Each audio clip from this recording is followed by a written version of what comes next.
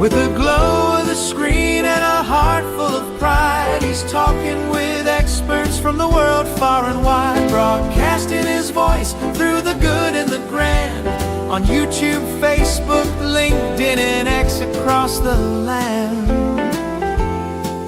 Every Saturday morning, he's the urology man.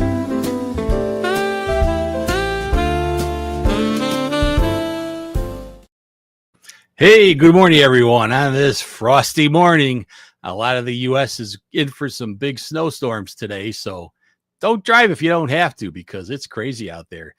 Where I put down in the comments, if you're watching live and you want to let us know how much snow you're getting or expecting in your area, how much you've gotten, go ahead and put it in the comments.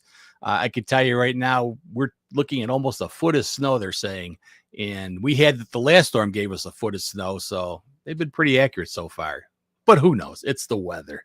Hey, if this is the first time you're watching us, we're not a weather station. We're education. And check out our website at UroNurse.com to learn more about us. Has all the information you could want to find out about all of our other podcasts. You can click right through from UroNurse.com to those. You can also see all of our great sponsors and check out their websites. And always check out our previous episodes. There's 174 episodes that'll be in there as of today. And also, everything comes out in an audio form, so you're able to go and check that out if you want to listen to us on your busy commute. Great, do it. So let's get right to today's show because we've got a fantastic show for you. Today on UroNurse, we're joined by Todd Thompson. He's a highly experienced nurse and researcher with a deep focus on catheters. And he's almost a guru of catheters and urinary health. Todd brings expertise in the understanding the delicate balance of the bladder biome, shedding light on how the bacteria living in our urinary tract can both support health and contribute to disease. In this episode, Todd will guide us through the latest research on the urinary microbiome, explain how these microorganisms influence infections, inflammation, and overall bladder function, and share practical insights for patients and clinicians alike. Whether you're a healthcare professional or someone curious about urinary health, this conversation will help you understand how the microscopic world inside your bladder impacts your daily life. Hey, let's bring in our expert, Todd Thompson, and Lori Atkinson joining us today as our guest expert. Hey, welcome. Morning. Good morning. Thanks for the introduction. It actually makes me sound better than I am at this subject. Oh, come on now. Don't be humble on me. You are the expert.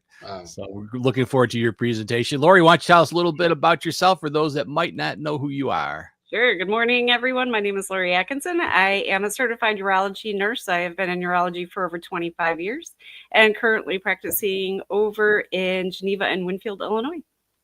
Great. And if you're new to the show, I'm Vic Senese. I'm the host and producer of UroNurse. Been doing this for quite a while, 174 episodes worth. And we do this every week, so tune in every Saturday to see more.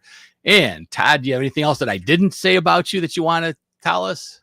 No, I'm here in nice warm Tucson, Arizona. No snow coming your way, huh? No, not at all. So. All righty. I'm going to bring your presentation up and take it away. Well, thanks for having me. I really started getting interested in the bladder biome because I was asked to do some work on CAUTIs, catheter-associated urinary tract infection. And that's kind of an old subject, and I kind of wanted to see where the new research is going and what's going on.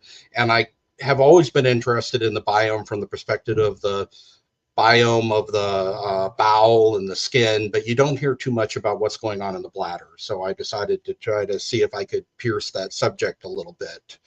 I usually like to start off with just a good understanding of anatomy and physiology so that we're all on the same page.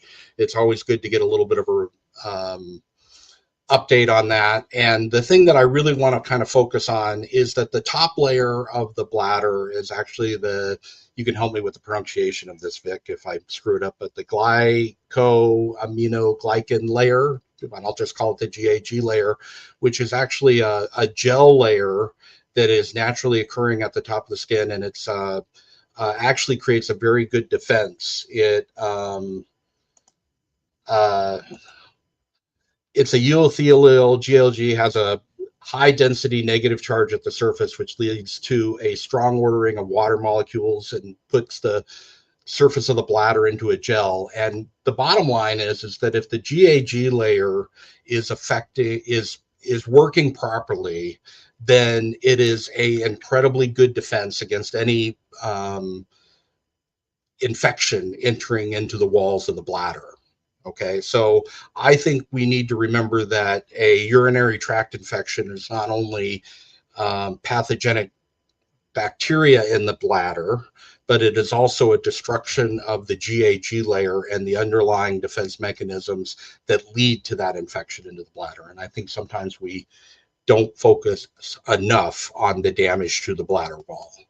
Underneath that is the umbrella cells, which are just cells that actually are designed to shed and close up in order to maintain a good barrier. And then we have the normal urothelium, basal membrane, interstitial layer, and then the detrusor muscles, which we're all pretty effectively understanding.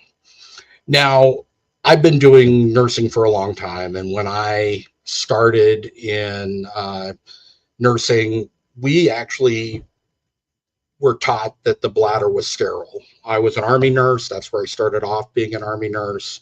And we used to be told that if you have to irrigate a wound and you're out in the field and in a battle and you run out of normal saline, you can pee on the wound and you can clear debris from the wound because urine is sterile. And, you know, I never thought I could do that because I have a little performance anxiety, and peeing in public in a battlefield just seemed like a little weird to me. But the truth is that, you know, this is how we believed that the bladder worked up until 10, 15 years ago. And this actually goes back to the 1800s, that when bacteriologists first started studying urine, they would seal it up in a container and it would not turn cloudy. So they believed that fresh, healthy urine was perfectly free from bacteria. And so that belief has actually been around since the 1800s. Also, our idea of a bacteremia and contamination goes back to the 1950s. That was done by a study where Dr. Cass, who was from Harvard, studied asymptomatic urine, and he only studied about 50 to 60 women in pregnancy, diabetes, and a cystocele. And he kind of came up with this arbitrary dividing line between what is considered bacteremia and what is considered contamination. So, you know, the idea of when you look at a culture insensitivity and you see, or I mean, a UA, and you see, you know, the bacterial load, and okay, this is contaminated, this is not contaminated, is a very kind of arbitrary old idea that comes back to the 1950s. The other problem is that we use kind of an agar plate, which is kind of the traditional culture and sensitivity. And agar plates are very limited in what they can do. First off, they have very limited nutrients. So not all microorganisms can grow because they may not have the nutrients that they need in order to effectively grow. Agar plates are also a very, very small plate. So if you have a aggressive bacteria that multiplies rapidly, it's going to knock out any other bacteria and not show what's going on. Okay. And we certainly know that an agar plate is not like the bladder. It's not like real world conditions. And so a bacteria that may be flourishing in the bladder or the urinary tract may not even pop up on an agar plate. Okay. And the other thing is that it's an aerobic environment. Functionally, our bladder should be anaerobic. So it's only going to grow things that are exposed to air. So we have this over-reliance on this test that completely does not mimic what can grow in the bladder. One of the biggest differences that have happened recently is that we've developed different techniques to study bacteria. And the main one is that we have developed PCR amplification and RNA gene sequencing. And what that does is that they will actually extract urine from the bladder either suprapubically or through a sterile catheter, or they'll use different techniques to make sure that they're not getting any contamination. Then they put the DNA extraction under a laminar flow hood. Then they concentrate it and they measure it using a spectrometer. And then they use a purification kit in order to purify the final PCR product. Okay. And then they use that purified samples and do DNA sequencing under a MI-SEQ sequencer. Okay. So, you know, if you really want to know what's going on to the bladder, go ahead and ask your lab to do this for you, and then you'll really know, right? And this is showing a lot of different things. They also have another technique where they can use an enhanced quantitative urine culture, which is a little bit more common. And what they do is they actually draw a lot of urine out of the bladder. I think it's up to like 20 or 30 cc's. And then they put it on a variety of media and incubate it under diverse atmospheric conditions for 48 hours. And they can grow a lot more different cultures, anaerobic, things that grow on different media that would not show up on just a traditional agro plate. So when you start doing these things and you start studying bacteria in the bladder using these techniques, what do you think you come up with? Well, the truth is that this is how we should be viewing the bladder, not as a sterile environment, not as a clean room, but it's actually a diverse bacterial colony that interact with each other and work together in order to protect each other and protect the bladder. And, you know, this is different than things that I was teaching 2 or 3 years ago. And so this has completely kind of opened up my eyes. So let's look at one study that was done in 2022 where they used PCR amplification and gene sequencing to see what kind of bacteria was actually living in a normal bladder. And they came up with over 150 different types of bacteria. And you can actually see, if you look in here, that E. coli and Enterococcus is actually on this, as well as a lot of bacteria that I had never heard of in my life. I actually had to look them up. And interestingly enough, I learned that if you're a really great bacteriologist, you can actually have bacteria that's named after you. So that's why you have things like Ezekiela and Janibacter and Johnsonella. Okay, I never knew that bacteria like this existed, but if you're pretty famous, you know, you can live forever by having a bacteria named after you. They actually also have done studies where they compare the urinary biome in relationship to the gut and the urinary and the vagina. And you can see that there's about 150, if you look down in the bottom left-hand side, you can see that there's about 159 bacteria that were shared throughout the 3 different areas. Okay, they found over 459 species in the vagina, 1,484 in the gut, and 562 different bacterial species in the bladder. So, you know, what we're dealing with is this intense interaction between different microbia in our body.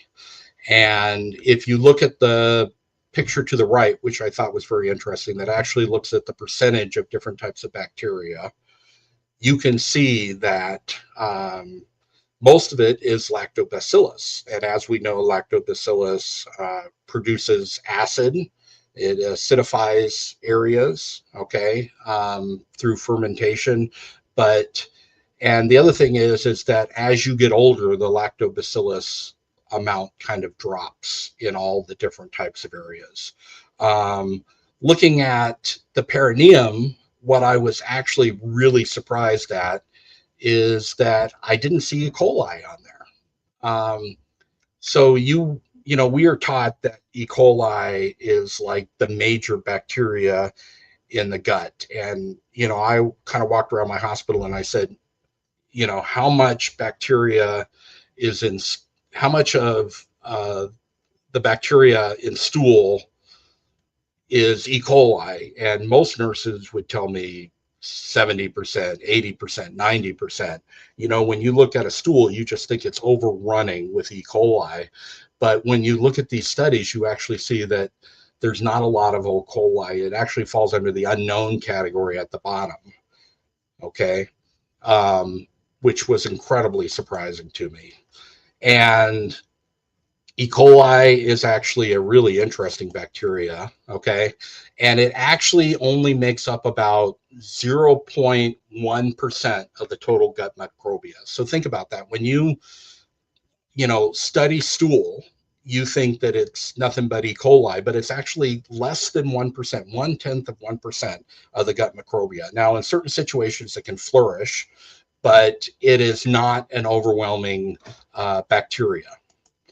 It's also a very versatile, metabolically flexible bacteria. That's why it can survive in different niches. It can be aerobic or anaerobic, okay? And it is actually one of the first bacteria to colonize the digestive tract of newborns after birth.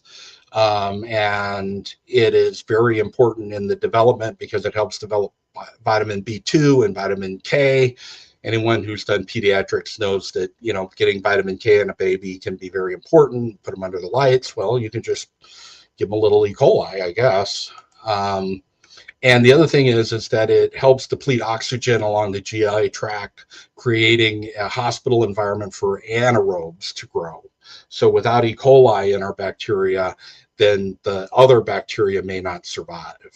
But you know, this versatility and flexibility is actually one of the reasons why it'll pop up on an agar plate more effectively than other types of bacteria, because when it's exposed to air, it can grow pretty rapidly. Looking further into E. coli, there was a study that recently came out in October of 2025, so it's brand new, that showed that actually about 1 in 5 urinary tract infections where they have E. coli is actually not from the poop chute. It's from contaminated meat. And this is interesting to me from the perspective that, you know, we automatically assume that a catheter-associated urinary tract infection is from migration into the bladder, usually of E. coli. And, you know, it could have been that they had some chicken or turkey that was contaminated, and that's why they've got a urinary tract infection.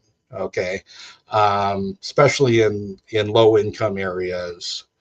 I never kind of dreamed that E. coli would be coming from a meat oral source instead of a gut. So now that we kind of think about where bacteria plays a role in our bladder, and it's natural in our bladder, and that we have this GAG layer that helps protect the bladder, that we can have as much bacteria as we want in the bladder. And if the defenses of the bladder wall are working effectively, that we're not going to be having any infection, let's kind of rethink what we need to do about a urinary tract infection. And this is, I say COTI, but it's actually for all of them. So when you introduce a urinary catheter, you're actually doing two things, right? The main thing, I think, is that you can be causing mechanical damage and irritation to the bladder wall, which we have a tendency to discount. We have a tendency to focus on that it may introduce bacteria into the bladder. You know, we're caught up into this closed system, sterile technique, all of these things that are built to prevent any introducing bacteria into the bladder. And we're not thinking about how the catheter itself may be causing irritation and damage. In my full study, I had some pictures of the bladder wall caused by introducing catheters. I didn't put it in this presentation. I probably should have, but I think that's a major issue, okay? And it's that catheter surface and the damaged wall that actually allows bacteria to grow.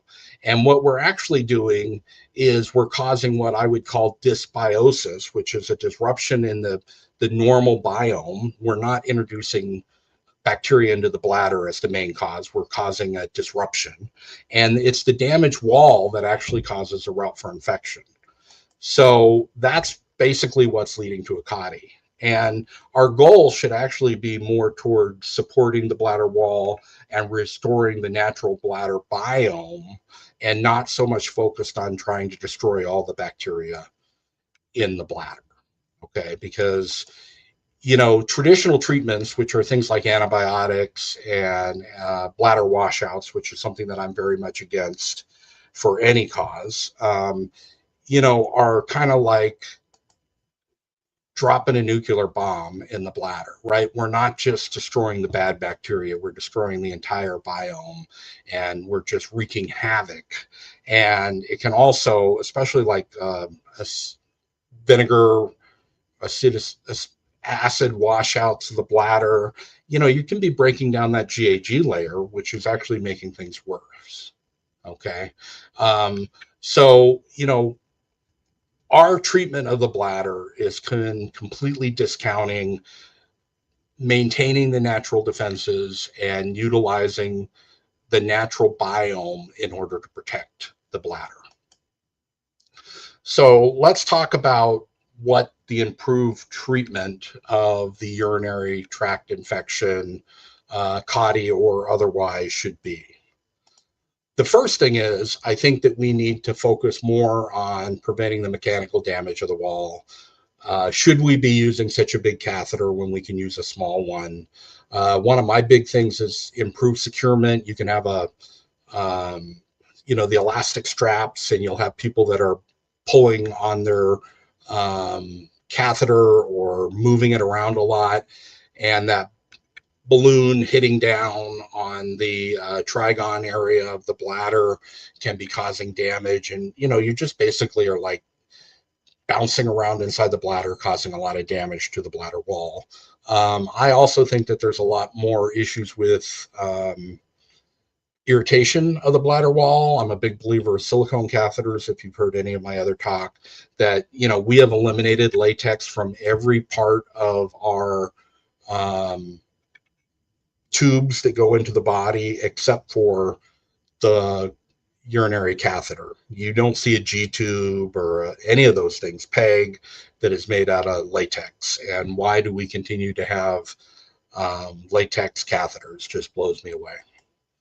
And that is getting into removing the bladder irritants.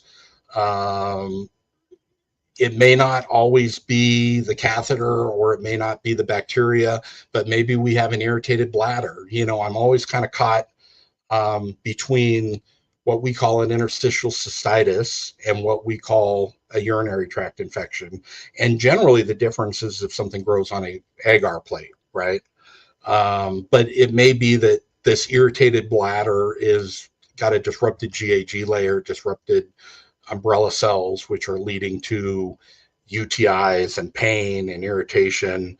So a interstitial diet actually 50% of the time helps people with interstitial cystitis. So if we're getting rid of those irritants of the bladder for those, it should help with UTIs too, right? Decreasing dietary acid load, intake steady of water, just trying to eliminate anything that is hurting that GAG layer. There are also ways to replenish the GAG layer. There's some studies coming out about glucosamine, chondroitin, hydronolate, and cranberry juice or cranberry concentrate that have all been effective. And, we've heard of like cranberry being an effective treatment for UTIs at various efficacy. I actually, if people want to take cranberry, I recommend it, but I want them to take a high quality cranberry extract as directed on the bottle.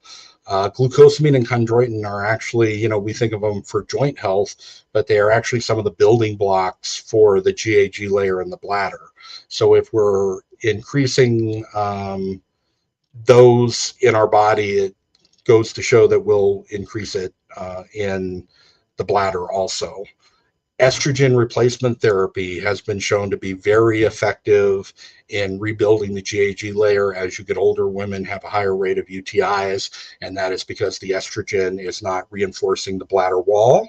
And then we have the intravesical therapy that can be used with chondroitin, hydronolate, all of these things that may have some effect in preventing UTIs that I don't think has been properly studied. The other thing that we need to consider is restoring the natural flora. So if you remember the study of the different bacterial biomes, so if we are able to improve the neighbor of the bladder, then it'll also help with improving the bladder. So improving bowel flora, vaginal lactobacillus suppositories can actually be very important at improving the lactobacillus in the bladder. You can actually get them on Amazon. Just go ahead and type in vaginal lactobacillus suppositories. They pop right up. They're not that expensive. You know, working to maintain a natural and normal urine composition that allows the bacteria to grow. And ultimately, I think that we're not that far away from considering urine transplants. I know that sounds a little bizarre, but you know, that is one of the main treatments of bowel health, is that when people's bowel biome gets really messed up, they actually will do stool transplants. And the same philosophy may be effective in the bladder. So a lot of these things are in the study phases or the development phases, and they haven't been completely worked out with you know, good evidence-based studies, but they are really kind of the direction that we are moving. And just to kind of summarize, I think that we need to understand that the bladder is a natural biome that is protective, and if we're able to maintain the bladder biome and maintain the GAG layer, then we are going to do a much better job than just throwing antibiotics at the problem. And that, you know, we're really talking about dysbiosis and not infection, if that makes a lot of sense. So this is a longer presentation that I cut down to 30 minutes. I wanted to leave a few minutes for questions, comments, complaints. And probably all of the above. No, that was fantastic. You know, one of the things that I thought I'd kick it off with is, you know, you had mentioned, you know, that that thing about in the Army where they said urine we thought was so sterile. I'm one of the guys who's been around long enough to remember that urine sterile. But we did other crazy things. I just kind of dug this one up. So centuries ago, before modern lab tests, doctors noticed people with uncontrolled diabetes often had a sweet tasting urine due to high sugar. They actually tasted the urine to test for diabetes. And the old term mellitus meant honey sweet. That's why we got that term. So we did crazy things back in the day, right? Mm-hmm. But, you know, it's interesting that our idea of a sterile bladder goes back to the 1800s. Yeah. And we've just maintained that, and it's just been kind of like accepted as fact. And it's not fact at all. Our bladder is at a diverse bacterial area, just like the bowel or skin or any of the other areas. Yeah. Well, you know, and I think you hit on another good fact you were talking about, you know, the bacteria, the way we're taught to put a catheter in was always, you know, sterile gloves, sterile this, sterile that. And really research hasn't supported that. No, even there's some studies out there that show that using plain old water is to as a cleansing agent is as good as the betadine that we covered people from head to toe with. And it amazes me even nowadays with the whole sterility thing, how people try to do cystoscopes sterile. And I just have never understood that, you know? So there's a question about sugar substitutes affect the bladder as it does the gut. I think that that's probably true. Again, we're not looking at a a lot of evidence-based studies because we're in the new. One of the things that works in the bladder, I'm sure a lot of you have heard D-mannose, which is a type of sugar that is not metabolized the same. And the idea behind D-mannose is actually that it decreases the bacterial load in the bladder because bacteria will bind to the D-mannose in the bladder and be flushed out. So it is actually a good treatment for urinary tract infections, or a good supportive treatment, not a treatment, what's the word I'm looking for? Adjunct. Yeah. Okay. And I didn't put it into this presentation because it's not dealing specifically with the bladder biome, but it does have a role in decreasing bacteria in the bladder. Yeah, absolutely. And, you spoke kind of a little bit about this, where we look at the dogmatic, theories that we've had. We've always done it this way. We always do it this way. And I think that you've been one of these folks that have kind of thought outside the box and said, wait a second, maybe this isn't what we're looking at. A lot of symptoms, people come in complaining of frequent urination. They're treated UTI, put on an antibiotic. It's not always UTI. As we talked about, interstitial cystitis can cause frequent urination. Bladder irritants can cause it. So what's really been kind of your go-to in evaluating somebody to distinguish between the two? Kind of whether it's truly infection, not infection. I'm kind of struck by some of the arguments we've had at the SUNA conferences about how often does symptoms of a UTI resolve without any antibiotics, right? Is it the fluids that you're pushing in the person, or is it the antibiotic? At this point, what I'm doing is I'm trying to spend more time assessing the damage to, what can we do to prevent damage to the bladder wall? What can we do to improve the GAG layer, the defenses? And although I haven't, I still recommend, I'm not a prescriber, antibiotics. What are we doing on top of that to help prevent reoccurrence? What are we doing on top of that to strengthen the bladder wall and to improve the natural biome, and not just ignore those factors when we're dealing with a UTI? It's really hard to get away from antibiotics in our society. I remember way back when, and you guys can probably appreciate this, where you treat a patient with antibiotics who are symptomatic, and they call, at the end of their treatment saying, I'm not better, I'm still having symptoms. We've changed a lot in our practice to say, it takes a long time, sometimes after the UTI has been treated, to get rid of symptoms because that layer is still damaged. Yeah, absolutely. I'm going to bring in this one here. Question: are probiotics or targeted microbial therapies showing promise for improving urinary health or preventing infections? Is that any help for building up the bladder with the probiotics? Or there are some early studies that, basically what you're doing is, if you're helping the neighbor, you're helping yourself. Okay, so improving gut health and improving vaginal health, if you have one, helps you in improving bladder health. So that's why there are some studies to show that the lactobacillus suppositories, vaginal suppositories, and just using probiotics in the gut can help. But remember, they're supportive therapies. They're not treatments. But, you've got to have a good neighborhood in order to have a good home, right? Yeah. And I know we found a lot of these elderly women that were coming in with recurrent UTIs.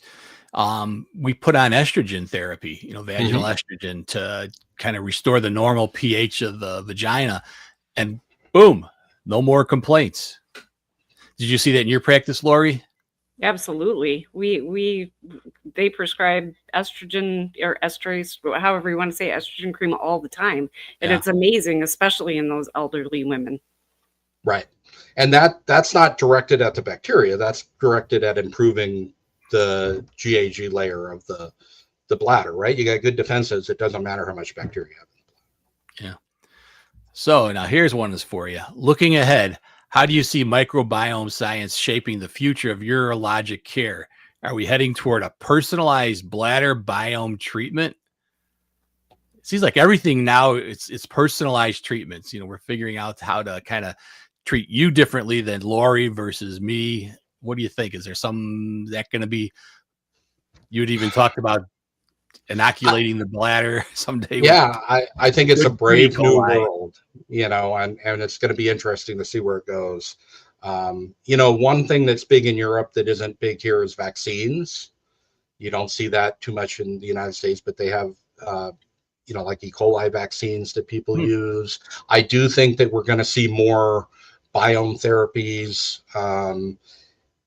This is actually such cutting edge, especially with the bladder. It's hard to see which way it's going to go. I actually remember when I was in elementary school, we had a science teacher that told us that pills were going to go away and that you would go to the pharmacy and get an individualized patch that could be made that you put on your skin once a week, that had all the medications in it, because the technology was being developed for transdermal therapy, and 40 years later, 50 years later, it's still not there. So yeah, we'll see where it goes. It is a brave new world, and I think artificial intelligence is also going to add to how quickly we start discovering some of these things that we haven't been able to do with the human mind that can't crunch that many numbers at a time. Well, any other questions that you viewers might want, go ahead and feel free to put those into the questions. We'll be glad to take those in the comments. It's been fascinating to bring you on here again, Todd. Always just to kind of look at this whole situation of the urinary tract and things that we can do to prevent issues in the our own urinary health, and not just throw antibiotics at it, because that's not the cures to everything. Right. Well, sometimes there's an appropriate need for antibiotics. There's no question about that. I can't argue with that. But remember, when you are looking at a urine culture, remember the limitations of that urine culture. It's an agar plate, aerobic, and what you're seeing is what can grow on a urinary culture. On an agar plate, you're not necessarily seeing the big picture, right? Right. And it's going to take us years or decades to really figure out the big picture. But E. coli is incredibly effective at growing in an aerobic agar plate, not necessarily the causative organism of the symptoms. Yeah. And the other thing I think is, and I kind of question, is with these newer urine cultures that came out that rely on PCR and DNA studies, are we overdiagnosing, or were we just finding things we were missing that we should have diagnosed? We don't really know what's causing the infection. I do think that doing blood cultures maybe help us. But we're looking at data without truly understanding the dynamics behind some of that data. Yeah. Oh, great. All righty. Well, I don't see any other questions coming in. I got some great comments that came in. They really liked you, as I would expect. What's not to like, right? I do want to bring in a little plug for next week's program, so hang on for that, and then we'll have some final closing thoughts. If either of you have something you want to say for the holidays or whatever, I'll be right back here. In this episode, Vic is joined by Alex Hughes, lead nurse practitioner at Austin Urology Institute, to discuss aquablation therapy, a cutting-edge, minimally invasive option for treating benign prostatic hyperplasia. Aquablation uses robotically guided water jet technology to remove excess prostate tissue, precisely improving urinary flow while minimizing complications. This innovative therapy offers patients a faster recovery, less risk of sexual side effects, and a safe alternative to traditional surgical approaches. Join us on December 6th at 9 a.m. Central Time to learn more. Yeah, join us next week to learn more. Todd and I were kind of chatting about in the beginning of the show before we got on the air. As we get to be this age, we talk a lot more about BPH than we did in the old days. Yeah, it's a major subject for me right now. I'm moving in that direction where I'm probably going to need one of these procedures. Yep. Actually, went to Florida a few months ago. My brother had to have a robotic open prostate because his prostate was so big, and was symptomatic. It's like, well, I'm going to come down and take care of you. So he did really good, and he's now a couple months out, and he's like, oh yeah, he says, I got to watch how close I get to the toilet, or I'll be hitting the back of the bowl. So I remember those days. Yeah, the good old days.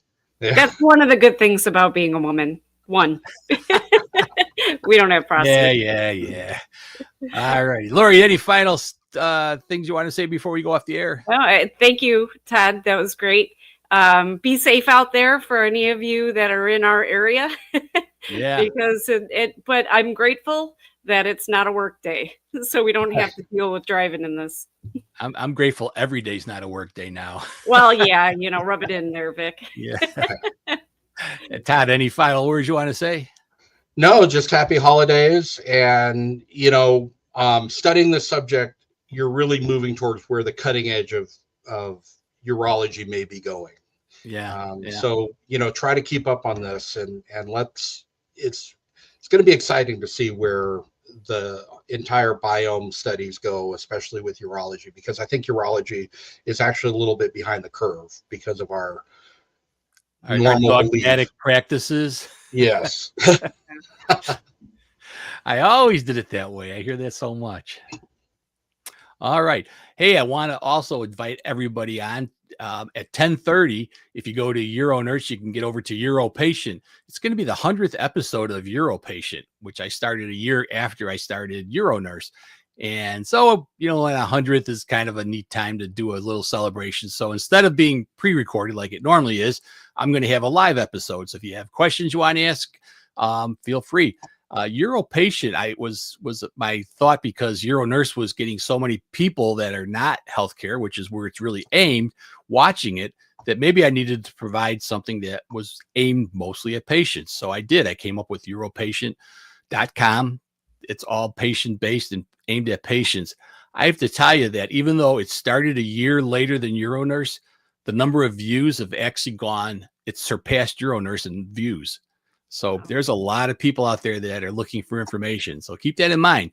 Education is important to your patients. Make sure you're educating them. And hey, 10:30, feel free to join us and ask some questions. All right. I hope you guys have not too much snow. And I know Todd doesn't have any snow coming his way, but be safe. And we'll see some of you at 10:30 if you want to show up for that. Otherwise, we'll see you all next week for more about aquablation. So here's to the mornings, the coffee, the monitor glow, to the wisdom he shares and the folks that he knows. Saturday is special when Vic's on the stream with 40 years of knowledge and a head full of dreams.